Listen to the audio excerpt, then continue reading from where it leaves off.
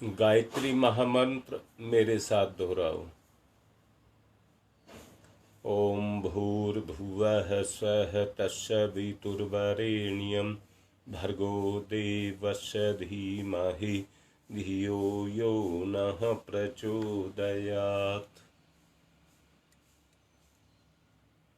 कल की बात को ही आगे बढ़ा रहे हैं। कल मैं आपको बोल रहा था,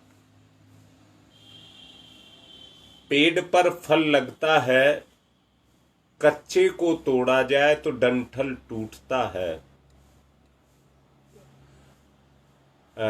डंठल नहीं टूटता है, डाली टूटती है।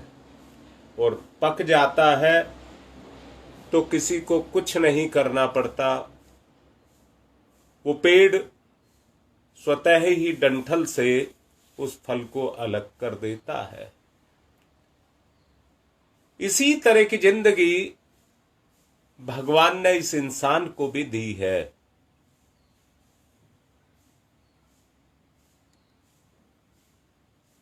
उसको परिपाक,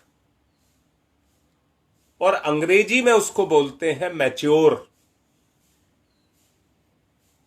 अगर आपको ऐसे परिपाक शब्द समझ ना आया हो तो उसको बोलते हैं मैच्योर।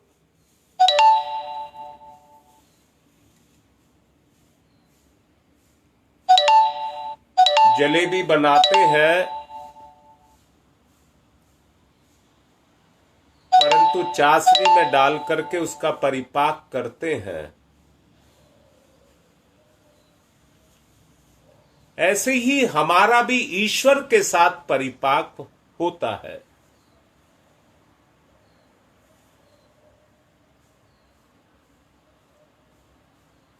आशा, दुराशा,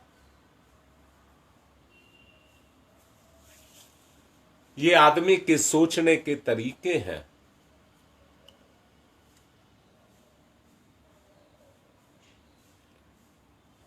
जो समय का उल्लंघन करता है, अर्थात समय को लांघता है, आदमी एक ही काम गलती करता है,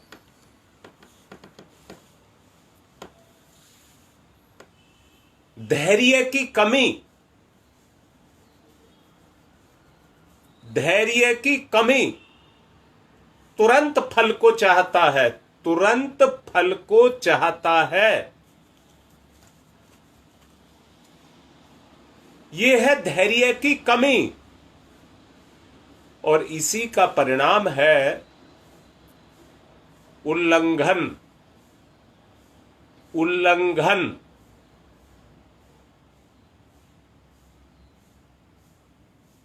किसका उल्लंघन? समय को लांघना।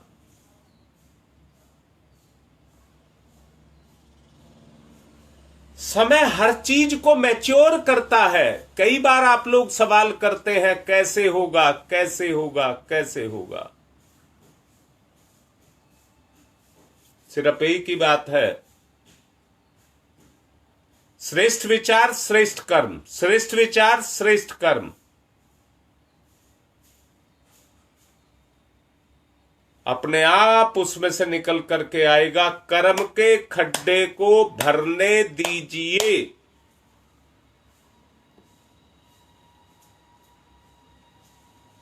जैसे ही कर्म का खड्डा भरेगा, मैंने पिछले दिनों गंगा का उदाहरण दिया था। गंगा टीलों से नहीं टकराई, और खड्डे भरने के लिए उसके पास कोई कमी नहीं थी। इतनी जलराशि उसके पास थी, और उस जलराशि में घुला हुआ रेत उसके साथ था कि वो खड्डों को भरती चली गई। ईश्वर भी ये चाहता है, मेरा संसार बिल्कुल प्लेन रहे, इसमें किसी भी तरह का कोई उतार चढ़ाव ना रहे।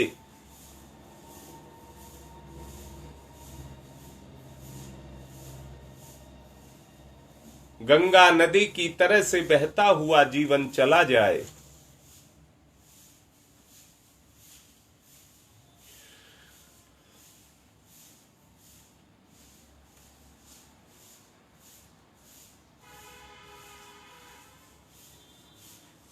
दरअसल में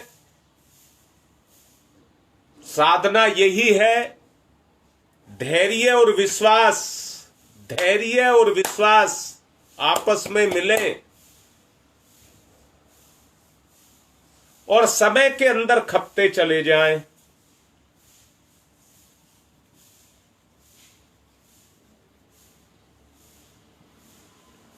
जरूर पूरा होगा।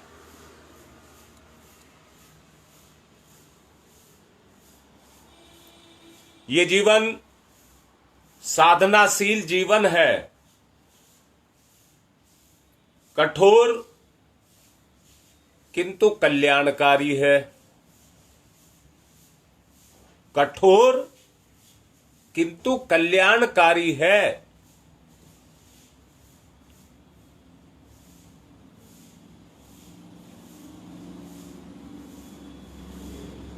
परीक्षा पर परीक्षा ली जाती है, पर उत्तीर्ण होने का सौभाग्य भी मिलता है। उत्तीर्ण होने का सौभाग्य भी मिलता है। बस दिक्कत एक ही जगह है, जो साधना पथ से विचलित होते हैं वो इन परीक्षाओं को पार नहीं कर पाते।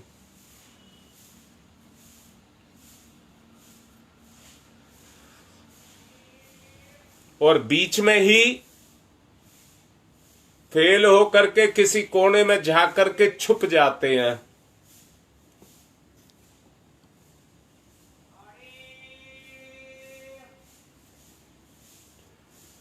जो कठिनाइयों, संघर्षों और आपदाओं, मुसीबतों और विपरीत परिस्थितियों में घबराते नहीं हैं, अंततः साधना की सफलता उन्हें ही मिलती है।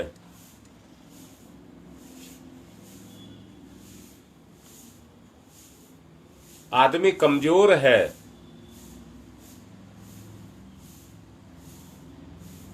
विनाश को देखते हुए या वो समझ ही नहीं पाता है क्या विनाश है और क्या मेरी मुक्ति है, क्या मेरे लिए अच्छा है और क्या बुरा है, समझ नहीं पाता है दुख की घड़ियों में।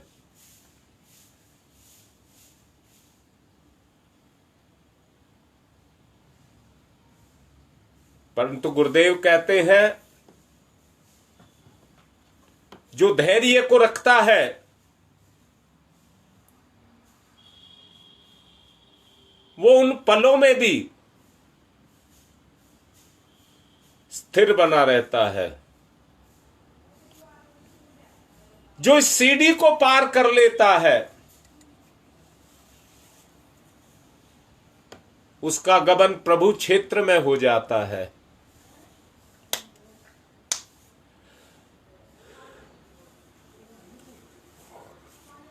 साधना पक्ष उस पर उसकी चेतना आरूढ़ हो जाती है।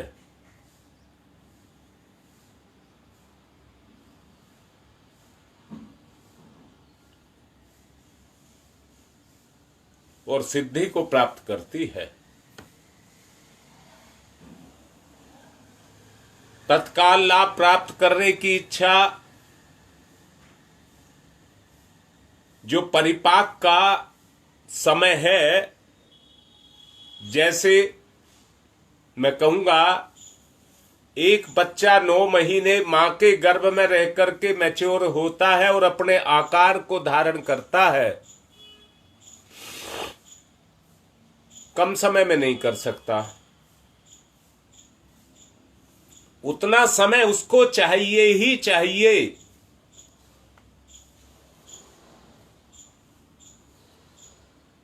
ये उसके जीवन का परिपाक है, जो शरीर के रूप में वो आकार लेता है।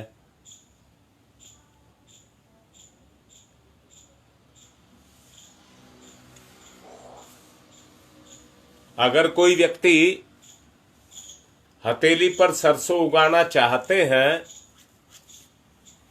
अभी बीज बोया, आम की गुठली बोई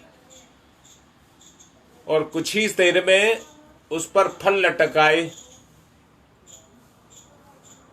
तो वो कर्म का उल्लंघन है। उतना समय चाहिए ही जिसमें गुठली उग करके वृक्ष बन जाए और उस पर फल लगे।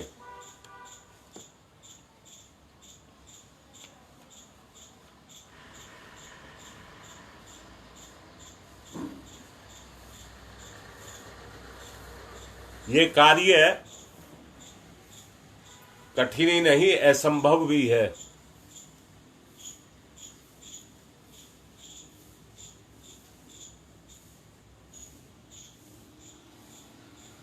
जी गुप्ता जी, आवश्यक तैयारी सबको करनी ही पड़ेगी समय से।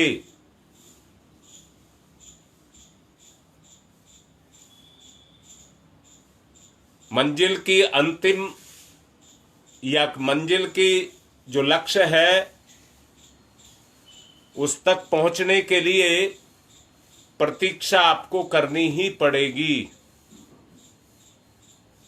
इसके लिए धैर्य ही नहीं, ध्रुव धैर्य की आवश्यकता है।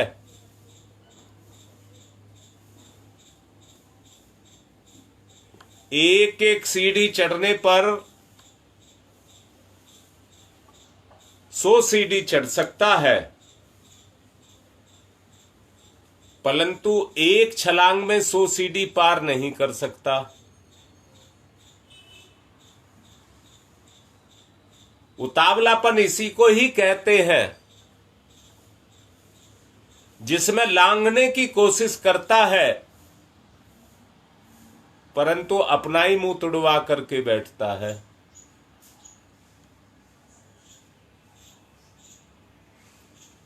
उतावलापन आदमी की एक कमजोरी है।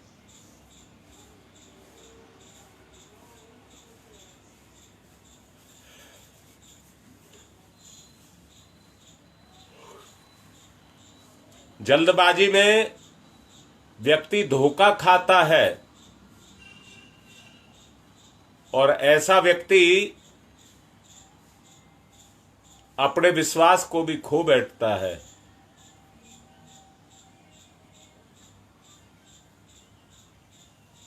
हाँ रीता, धैर्य बहुत आवश्यक है। कोई भी कार्य आरंभ करने से पहले मन में एक बात को अच्छी तरह से बैठा लेना चाहिए। हमें तब तक चुप नहीं बैठना है जब तक हम अपनी मंजिल पर ना पहुंच जाएं। तब तक हम हर कष्ट का धैर्य पूर्वक सहन करने का मादा अपने अंदर जगाएंगे और सतत अपने उस रास्ते पर अपनी मंजिल की तरफ चलते हुए चले जाएंगे।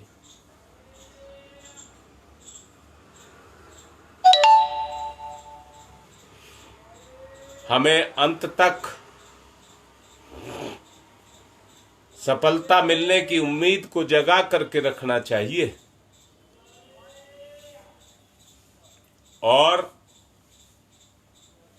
दृढ़ता और अडिगता की अनिवार्य आवश्यकता को महसूस करना चाहिए।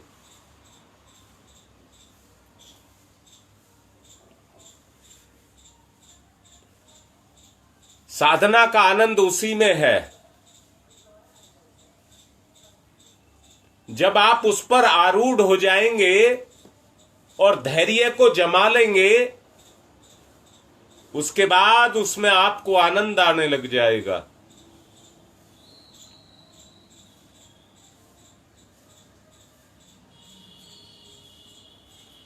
जिसे थोड़ी देर भोगने से तृप्ति नहीं होती, वरन चिरकाल तक उसके रस को लूटा जा सकता है।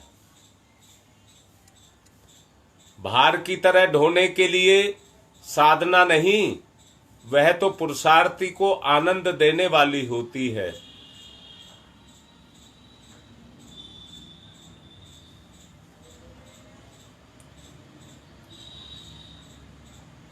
अधिक बड़े संघर्ष पैदा ना हो, इसके लिए यह भी आवश्यक है कि आपका साधन छोटा हो। क्यों? साइकिल साइकिल से टकराएगी तो चोट ही लगेगी, जान नहीं जाएगी।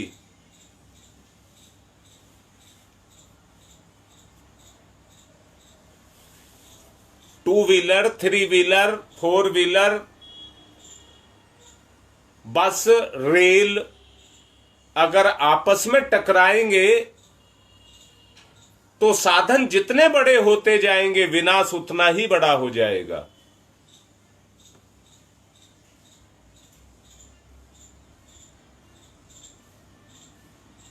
छोटे साधन सरल होते हैं, असफलता के कारण उनमें कम होते हैं, सफल होने की उम्मीद ज्यादा होती है।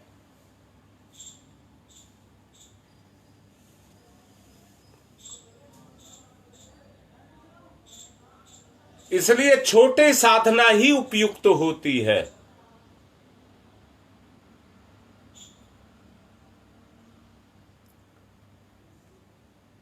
चिरकाल तक उसके रस को लिया जा सकता है।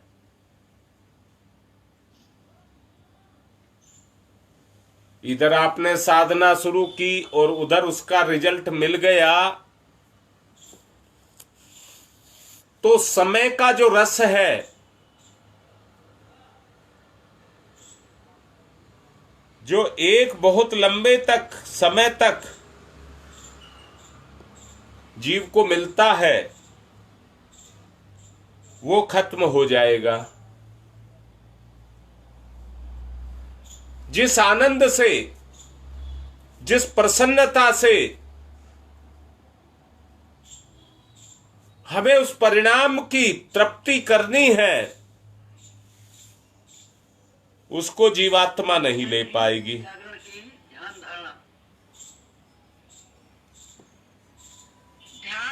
एक ऐसी विधा है, इसलिए हमको उस तृप्ति को लेने के लिए प्रातःकाल जल्दबाजी नहीं करनी चाहिए। अब ध्यान की तरफ चलें।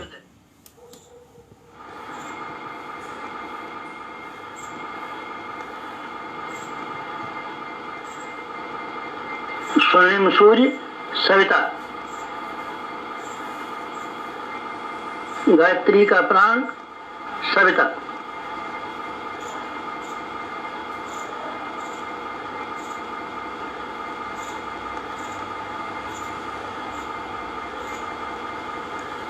सविता इष्ट, लक्ष्य, उपास्य,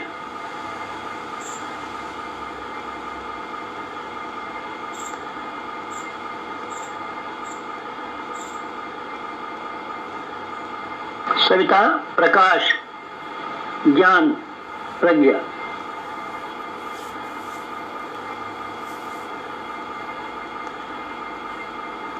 सविता अग्नि, ऊर्जा, ब्रह्म शक्ति,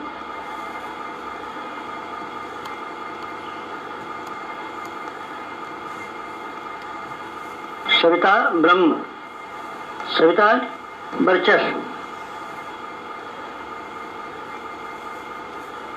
ब्रह्म वर्चस्व सविता,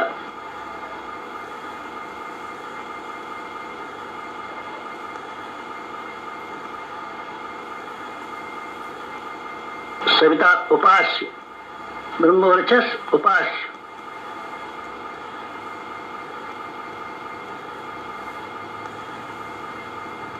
एकत्व, अद्वैत,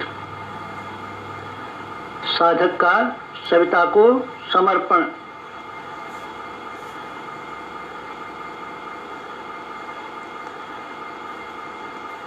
समर्पण, विसर्जन, विलय।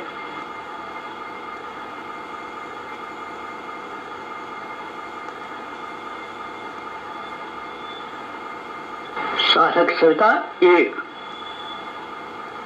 भक्त भगवान एक,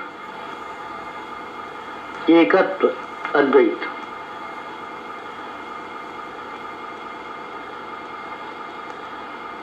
कुंडलिनी जागरण। कुंडलिनी जीवनी शक्ति, कुंडलिनी अंतः ऊर्जा, कुंडलिनी प्राण विद्युत, कुंडलिनी योगाग्नि,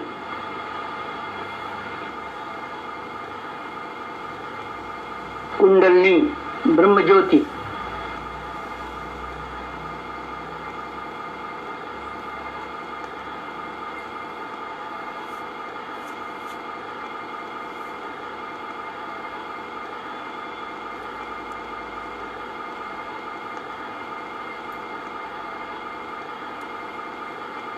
सविता शक्ति का कुंडलिनी क्षेत्र में प्रवेश, मूलाधार क्षेत्र में प्रवेश सविता का।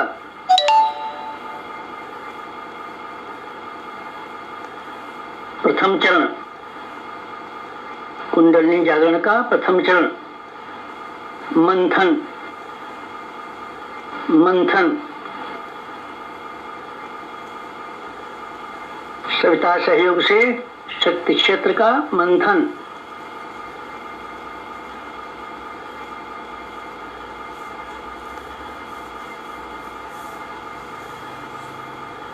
मूलाधार मंथन,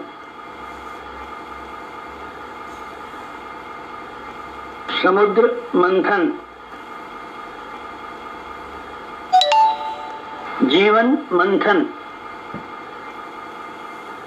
प्राण मंथन, अग्नि मंथन, मंथन मंथन मंथन।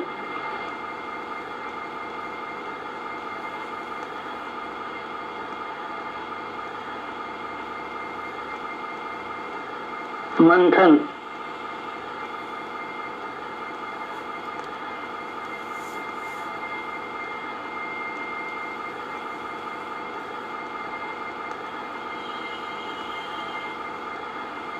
मंथन से अंतः ऊर्जा का संवर्धन।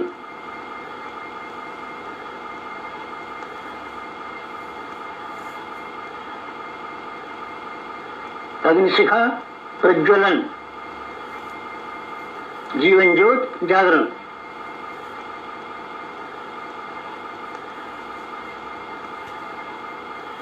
द्वितीय चरण,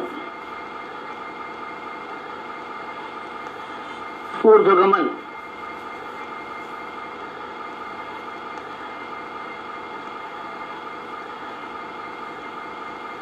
ऊर्ध्वगमन सविता सहयोग से जागृत शक्ति का ऊर्ध्वगमन।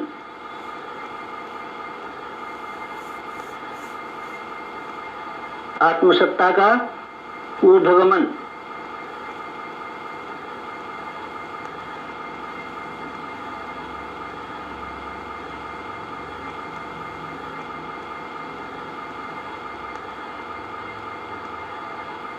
कुंडलिनी का ऊर्ध्वगमन।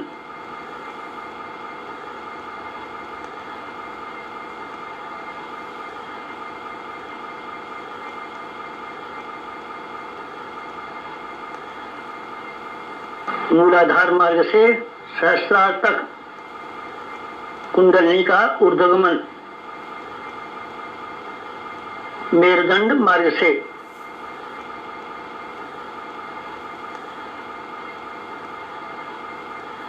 आत्मसत्ता का ऊर्ध्वगमन।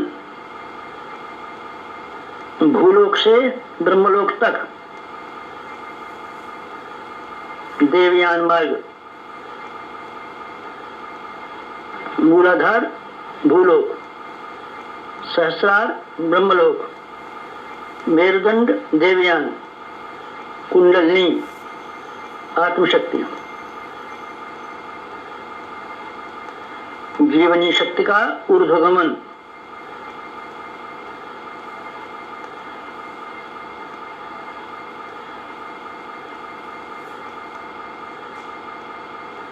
उत्थान,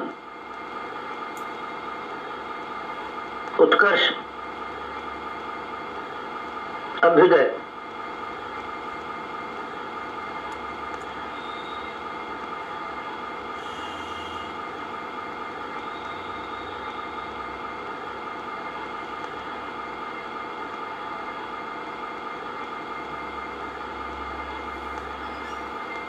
ऊर्ध्वगमन, कुंडलिनी जागरण,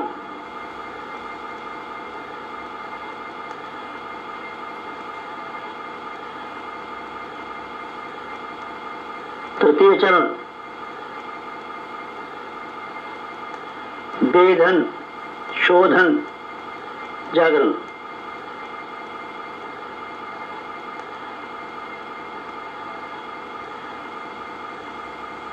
सविता सहयोग से षट चक्रों का वेधन,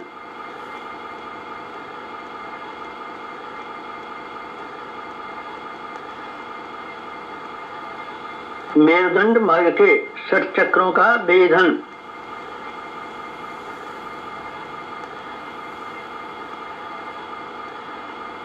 प्राण विद्युत से शक्ति स्रोतों का उत्खनन,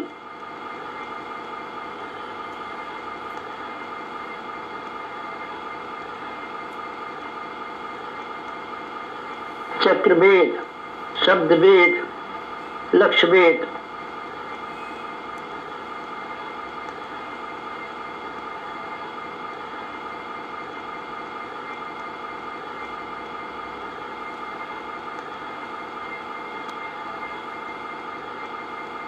वेधन, शोधन, जागरण, षट चक्रों का जागरण,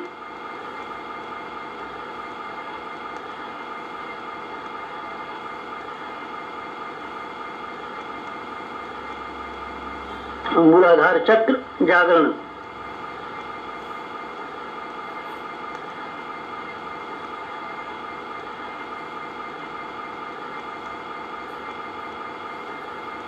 स्वाधिष्ठान चक्र जागरण,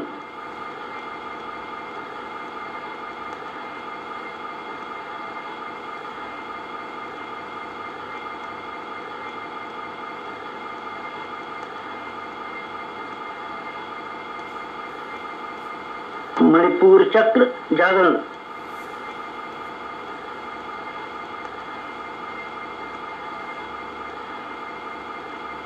अनाहत चक्र जागरण,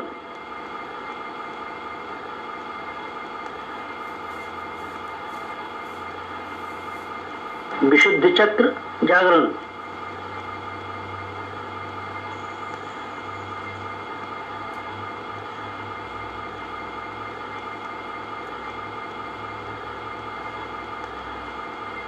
आज्ञा चक्र जागरण,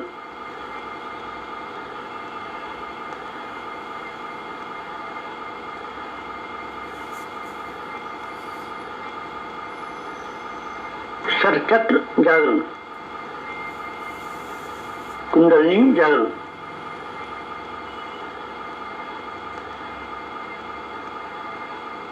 चतुर्थ चरण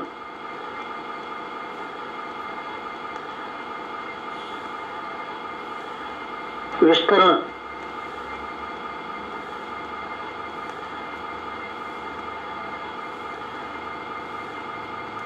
सविता सहयोग से योगाग्नि का विस्तार,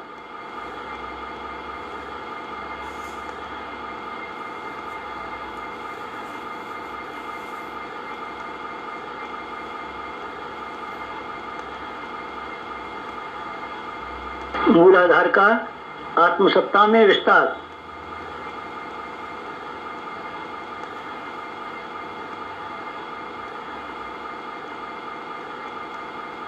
आत्मसत्ता का विश्व सत्ता में विस्तार, ब्रह्म सत्ता में विस्तार,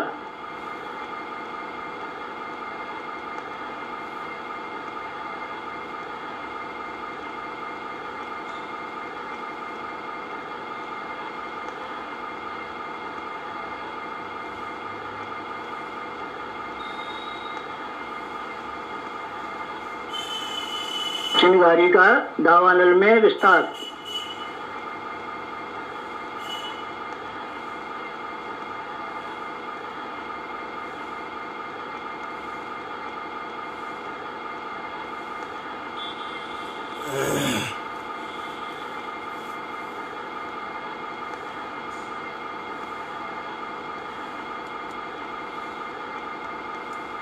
ज्योति का ज्वाला में विस्तार।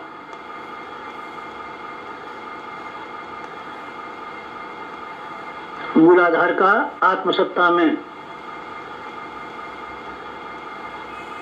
आत्मसत्ता का विश्व सत्ता में, ब्रह्म सत्ता में,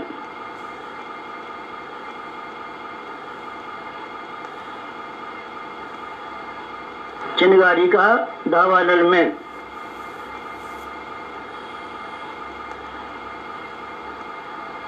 ज्योति का ज्वाला में विस्तार, विस्तरण, जागरण, कुंडलिनी जागरण।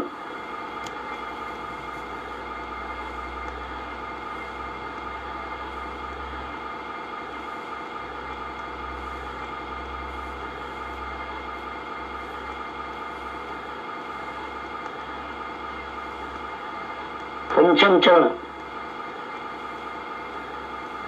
पंचम चरण कुंडलिनी का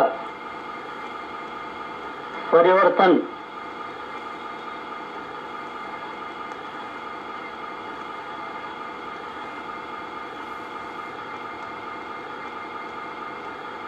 मूलाधार का सहस्रार में परिवर्तन,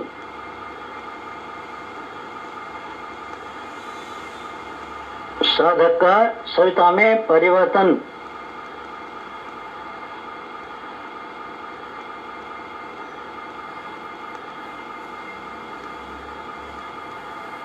आत्म ज्योति का ब्रह्म ज्योति में परिवर्तन,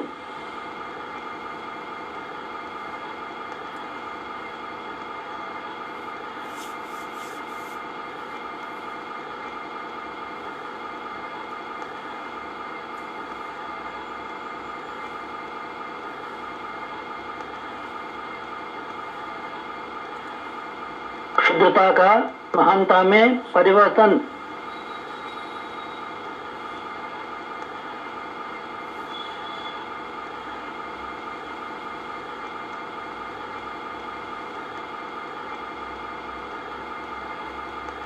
कामना का भावना में परिवर्तन,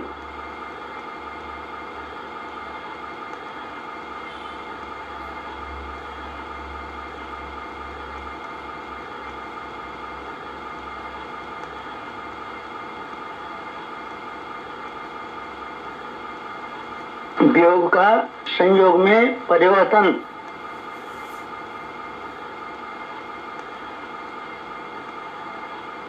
नर का नारायण में परिवर्तन,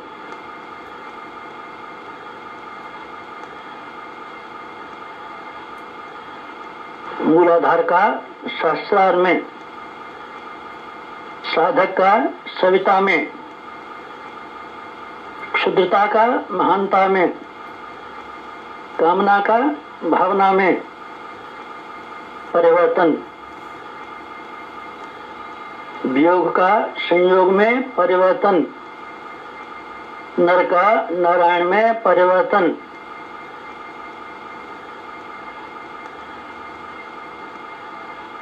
परिवर्तन, संवर्धन, जागरण, कुंडलिनी जागरण।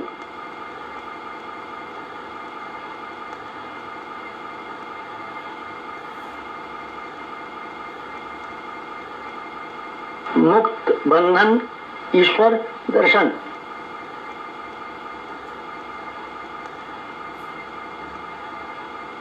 कुंडलिनी जागरण, जीवनी शक्ति जागरण, अंतर ऊर्जा जागरण,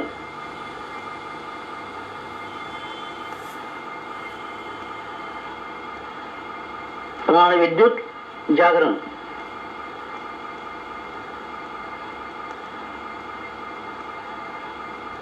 योगाग्नि जागरण, ब्रह्मज्योति जागरण,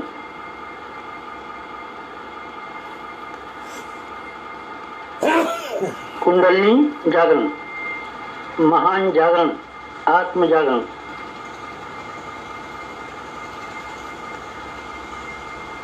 ओम सोमा ज्योतिर्गमय,